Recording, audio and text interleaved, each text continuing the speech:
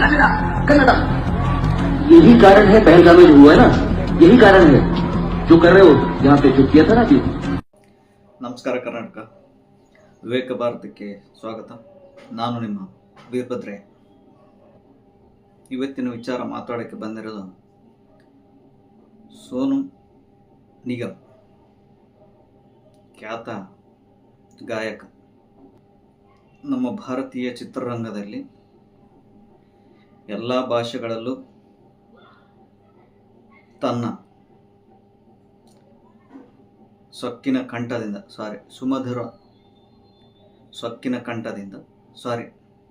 ಸುಮಧುರ ಕಂಠದಿಂದ ಜನರ ಮನವನ್ನು ಗೆದ್ದೆ ಅಹಂನಿಂದ ಸೊಕ್ಕಿ ಮೆರೆಯುತ್ತಿರೋ ಸೋನು ನಿಗಮ್ ಬಗ್ಗೆ ಮಾತಾಡ್ತಿದ್ದೆ. ಮೊನ್ನೆ ಒಂದು ಕಾಲೇಜಿನ ಸಮಾರಂಭವೊಂದರಲ್ಲಿ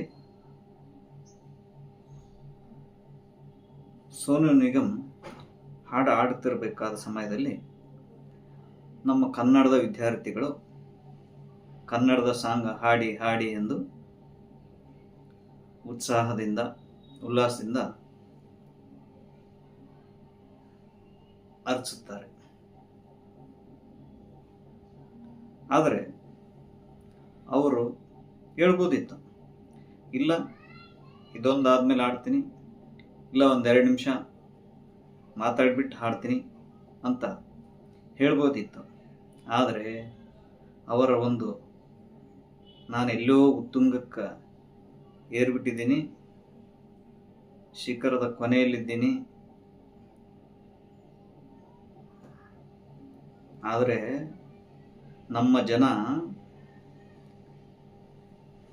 ಶಿಖರಕ್ಕೆ ಹತ್ಸೋದು ಗೊತ್ತು, ಅಲ್ಲಿಂದ ನಿಮ್ಮನ್ನು ಇಳಿಸದೆ ಕಟ್ ಮಾಡೋದು ಗೊತ್ತು, ಅಂದರೆ ಕೆಳಗೆ ಬೀಳಿಸೋದು ಗೊತ್ತು. ಹಾಗಾಗಿ ನಾವು ಬಂದ ದಾರಿಯನ್ನು ಯಾವತ್ತೂ ಕೂಡ ಮರಿಬಾರದು. ಯಾಕೆಂತಂದರೆ ನಾವು ಏರಿರುವ ಅಥವಾ ನಾವು ಹತ್ತಿರುವ ಏಣಿಯನ್ನು ನಾವೇ ಒತ್ತರೆ ಅಲ್ಲಿಂದ ಕೆಳಗೆ ಜಿಗಿಬೇಕಾಗುತ್ತೆ. ಆ ಜಿಗಬೇಕಾದ ಸಮಯದಲ್ಲಿ ಕೈಕಾಲುಗಳು ಮುರಿತವೆ, ಇಲ್ಲಾಂದರೆ ನಾವು ಪ್ರಾಣವನ್ನೇ ಕಳ್ಕೊಳ್ಬೇಕಾಗುತ್ತೆ. ಹಾಗಾಗಿ ಮಿಸ್ಟರ್ ಸೋನು ನಿಗಮ್, ಅರ್ಥ ಮಾಡ್ಕೊಳ್ಳಿ, ನೀವು ಜನರಿಂದ ಸೋನು ನಿಗಮ್ ಆಗಿದ್ರೆ ವಿನಃ ಕೇವಲ ನೀವು ನಿಮ್ಮ ಬಾತ್ರೂಮಲ್ಲಿ ಮಾತ್ರ ಆಡ್ಕೊಳ್ತಾ ಇದ್ದಿದ್ರೆ ಆ ಬಾತ್ರೂಮ್ನಲ್ಲಿ ನೀವೊಂದೇ ಕೇಳ್ತಾ ಇರಬೇಕಾಗಿತ್ತು. ಜನ ನಿಮ್ಮನ್ನು ಬೆಳೆಸಿರೋದು, ಈ ಜನ ಬೆಳೆಸಿರೋ ಜನನೇ ನೀವು ಕಾಲಿಂದ ಒದಿತೀರಾ ಅಂತಂದರೆ ಆ ಜನ ಕೂಡ ಅತಿ ಶೀಘ್ರದಲ್ಲಿ ನಿಮ್ಮನ್ನು, ನೀವು ಎಲ್ಲಿಂದ ಬಂದಿರ್ತಾರೋ ತಳಮಟ್ಟದಲ್ಲಿ ಅಲ್ಲಿಗೆ ತಳ್ಳೋದು ಕೂಡ ಈ ಜನರಿಗೆ ಗೊತ್ತಿದೆ. ನೀವು ಕನ್ನಡ ಅಂತ ವಿದ್ಯಾರ್ಥಿಗಳ ನಿಮ್ಮಲ್ಲಿ ಕೇಳಿದಾಗ ನೀವು ಅಷ್ಟೇ ವಿನಯವಾಗಿ ಆಯಿತು ಹಾಡ್ತೀನಿ ಅಥವಾ 10 ನಿಮಿಷ ಆದಮೇಲೆ ಹಾಡ್ತೀನಿ ಅಂತ ಹೇಳ್ಬೋದಾಗಿತ್ತು. ಅದು ಬಿಟ್ಟು ನೀವು ಈ ರೀತಿ ಅರ್ಚೋದ್ರಿಂದಲೇ ಮೊನ್ನೆ ಪಹಲ್ಗಾಮ್ನಲ್ಲಿ ಆಯ್ತಲ್ಲ, ಅದೇ ಆ ರೀತಿ ಆಗೋದು ಅಥವಾ ಆಗ್ತಾ ಇರೋದು ಅಂತ ನೀವು ಇವರು ಅಂದರೆ ನಮ್ಮ ಕನ್ನಡಿಗರನ್ನು ನಮ್ಮನ್ನು ನೀವು ಭಯೋತ್ಪಾದಕರಿಗೆ ಹೋಲಿಸ್ತೀರ? ಇಲ್ಲ, ಆ ಪಹಲ್ಗಾಮ್ ಘಟನೆಯಲ್ಲಿ ಹುತಾತ್ಮರಾದ್ರಲ್ಲ, ಆ ರೀತಿ ನಮಗೂ ಆಗ್ಬೇಕಂತ ಬಯಸ್ತೀರ? ಅಂದರೆ ಭಯೋತ್ಪಾದಕರು ನೀವ, ಅವರಿಗೂ ನಿಮಗೆ ಏನು ವ್ಯತ್ಯಾಸ? ಮಿಸ್ಟರ್ ಸೋನು ನಿಗಮ್,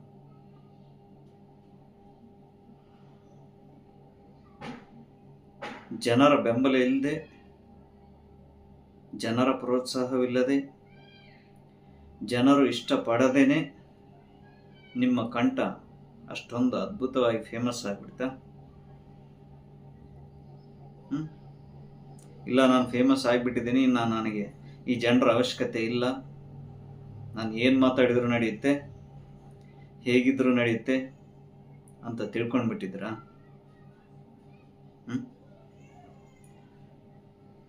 ನೀವು ಆದಷ್ಟು ಬೇಗ ಕನ್ನಡಿಗರಲ್ಲಿ ಕ್ಷಮೆಯನ್ನು ಯಾಚಿಸಲೇಬೇಕು. ಯಾಕೆ ಅಂತಂದರೆ, ನೀವು ಹಾಡಿರುವ ಚಿತ್ರಗೀತೆಗಳಲ್ಲಿ ಕನ್ನಡಿಗರ ಭಿಕ್ಷೆಯೂ ಸಹ ನಿಮಗೆ ಇದೆ. ಆ ಭಿಕ್ಷೆಯಿಂದಲೇ ನೀವು ಇವತ್ತು ಈ ಮಾತನ್ನು ಆಡಿದ್ದೀರ. ಹಾಗಾಗಿ ನೀವು ಕನ್ನಡಿಗರಿಗೆ ಯಾವತ್ತೂ ಸಹ ಚಿರಋಣಿಯಾಗಿರಲೇಬೇಕು. ಇಂದೂ ಇರಬೇಕು, ಮುಂದೆಯೂ ಇರಬೇಕು. ಅದು ಬಿಟ್ಬಿಟ್ಟು ನಾನು ನಡೆದಿದ್ದೇ ದಾರಿ, ನಾನು ಮಾತಾಡಿದ್ದೇ ಕರೆಕ್ಟು ಅನ್ನೋ ಒಂದು ಭಾವನೆಯಲ್ಲಿ ನೀವು ಇದ್ದರೆ ಅದನ್ನು ಮೊದಲು ನಿಮ್ಮ ಮನಸ್ಸಿನಿಂದ, ನಿಮ್ಮ ತಲೆಯಿಂದ ತೆಗೆದುಹಾಕಿ. ಇದು ಕೇವಲ ಕನ್ನಡಿಗರಷ್ಟೇ ಅಲ್ಲ, ಎಲ್ಲ ಭಾಷೆಯ ಅಭಿಮಾನಿಗಳಿಗೂ ಅನ್ವಯಿಸುತ್ತೆ. ಯಾಕೆಂತಂದರೆ, ನೀವು ಇಲ್ಲಿ ಮಾತಾಡಿರೋದನ್ನು ಅಲ್ಲಿಯೂ ಮಾತಾಡಬಹುದು. ಅರ್ಥ ಆಯ್ತಾ? ನೀವು ತೆಲುಗಿನಲ್ಲಾದರೂ ಮಾತಾಡ್ಬೋದು, ತೆಲಂಗಾಣದಲ್ಲೂ ಮಾತಾಡ್ಬೋದು, ಆಂಧ್ರ ಪ್ರದೇಶಲ್ಲೂ ಮಾತಾಡ್ಬೋದು, ಮಹಾರಾಷ್ಟ್ರದಲ್ಲೂ ಮಾತಾಡ್ಬೋದು. ಆದರೆ ಇರೋರು ಮಾತ್ರ ಎಲ್ಲ ಅಭಿಮಾನಿಗಳೇ. ಅವರ ಅಭಿಮಾನವಿದ್ದರೆ ಮಾತ್ರ ನೀವಿದ್ದರೆ ಅಭಿಮಾನಿಗಳಲ್ಲ. ಹಾಗಾಗಿ ದಯವಿಟ್ಟು ಕನ್ನಡಿಗರಲ್ಲಿ ಮೊದಲು ನೀವು ಕ್ಷಮೆಯನ್ನು, ಆಡಿದ ಮಾತಿಗೆ ಕ್ಷಮೆಯನ್ನು ಕೇಳಲೇಬೇಕು. ಆಮೇಲೆ ಇವರು ಕ್ಷಮೆ ಕೇಳಿದರು ಅಂದ ತಕ್ಷಣ ನಮ್ಮ ಕನ್ನಡ ಚಿತ್ರರಂಗದವರು ಮತ್ತೆಂದೂ ಮುಂದೆ ಇವರನ್ನು ಚಿತ್ರಗಳಿಗೆ ಹಾಡುವುದಕ್ಕೆ ದಯವಿಟ್ಟು ಕರೆದುಕೊಳ್ಳಬೇಡಿ. ಇಂಥವರಿಂದ ಏನು ಉಪಯೋಗವಿಲ್ಲ. ಇಂತಹ ಸಾವಿರಾರು ಸೋನು ನಿಗಮ್ನಂತಹ ಅದಕ್ಕಿಂತಲೂ ಮೀರಿದ ಕಂಠಸಿರಿಗಳು, ಕಂಠ ಚೈತನ್ಯಗಳು, ಕಂಠ ಪ್ರತಿಭೆಗಳು ನಮ್ಮ ಕರ್ನಾಟಕದಲ್ಲಿಯೇ ಬೇಕಾದಷ್ಟಿವೆ. ನೀವು ಹುಡುಕುವುದಕ್ಕೆ ಹೋಗಲೇಬೇಕಾಗಿಲ್ಲ. ನಾವು ಈ ರೀತಿ ನಡೆಸುತ್ತಿದ್ದೇವೆ, ಇಲ್ಲ ನಾವು ಈ ರೀತಿ ಸಿನಿಮಾವನ್ನು ತೆಗಿತಾ ಇದ್ದೀವಿ, ನಮಗೆ ಹಾಡುಗರು ಬೇಕಾಗಿದ್ದಾರೆ ಅಂತಂದು ನೀವು ಸೋಷಿಯಲ್ ಮೀಡಿಯಾದಲ್ಲಿ ಕೊಟ್ಟರೆ ಸಾಕು, ನಿಮಗೆ ಅದೆಷ್ಟೋ ಸೋನು ನಿಗಮ್ನಂಥವ್ರು ಬರ್ತಾರೆ, ಅದೆಷ್ಟೋ ಸಂಗೀತಗಾರರು ನಿಮ್ಮ ಮುಂದೆ ನಿಮ್ಮ ಜೊತೆಗೆ ನಿಲ್ತಾರೆ. ಹಾಗಾಗಿ ಇಲ್ಲಿನವರಿಗೆ ಮೊದಲು ಆದ್ಯತೆ ಕೊಡಿ ಸಾಕು. ಈ ರೀತಿಯ ಮಾತನಾಡುವವರನ್ನು ನಾವು ಮತ್ತೆಂದೂ ಮುಂದೆ ಬೆಳೆಸುವುದೂ ಬೇಡ.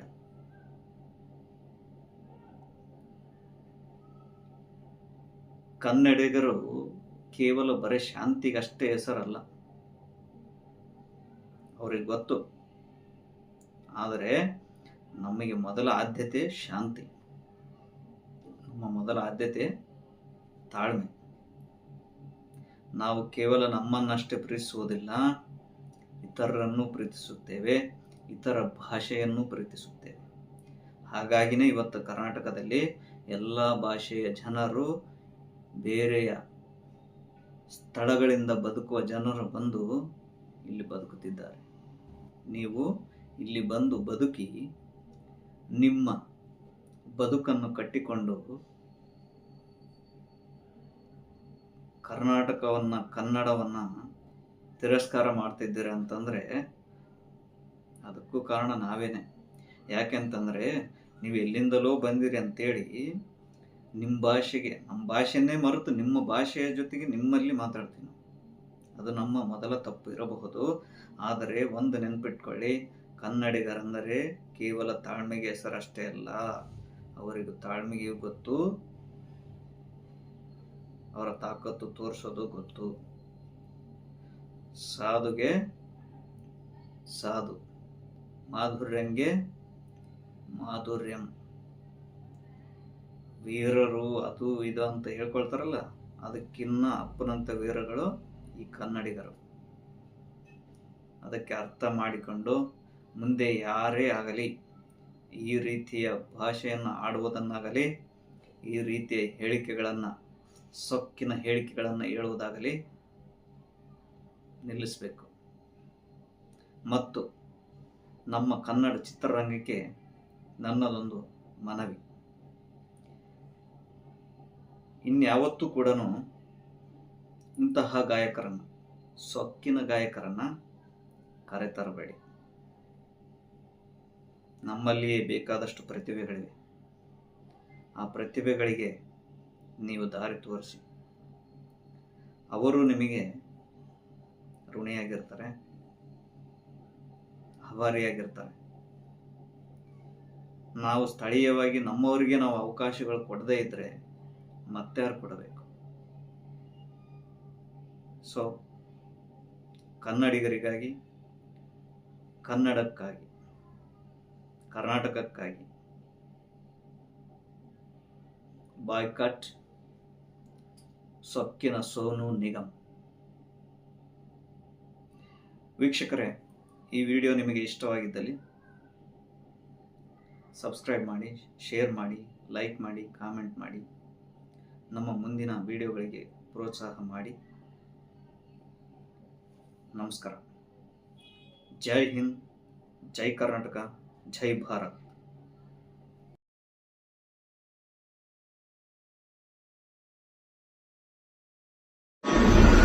एक होता है कन्नड़ा कन्नड़ा कन्नड़ा कन्नड़ा कन्नड़ा, और एक होता है कन्नड़ा कन्नड़ा कन्नड़ा. फर्क है दोनों में. सिर्फ 4-5 गुंडे टाइप थे जो वहां पे चिल्ला रहे थे. उनको इनफैक्ट वहां के हजारों लोग मना भी करते. रोका. लड़कियां मुझे याद उनको चिल्ला रही बोली थी मत करो ऐसे, डोंट डिस्टर्ब द सीन. उन 5 को ये बताना और ये याद दिलाना बहुत जरूरी था कि पहलगाम में जब पैंट उतारी गई थी तो भाषा नहीं पूछी गई थी. और कन्नडिगास बहुत ही प्यारे लोग होते हैं. आप लोग कमेंट्स में ये मत सोचिए कि वहां पे कुछ ऐसे वेव चल रही है, ऐसा कुछ नहीं है. हर जगह पे 4-5 ऐसे गंदे लोग होते हैं जो हर प्रांत में, आई एम श्योर हर आपके किसी भी स्टेट में होंगे, पर उनको ये याद दिलाना बहुत जरूरी है. You can not allow them to threaten you as an audience to make you sing. सारी दुनिया प्यार से आपसे कर रही है. हम आते भी हैं तो 1 घंटे का सेट लेकर आता हूँ पूरा कन्नड़ा गाने का, क्योंकि मैं तो कहा भी था स्टेज पर, कितनी बार कहा था मैंने. बट अगर जो लोगों को उकसाते हैं उनको उसी समय रोकना बहुत जरूरी है, क्योंकि ये बवासीर बन जाता है फिर बाद में. तो प्यार की भूमि में नफरत के बीज अगर कोई बो रहा है तो उसको रोकना पड़ेगा, क्योंकि ये फसल बाद में हमें ही काटनी पड़ेगी. कन्नडिगा सब ब्यूटीफुल पीपल.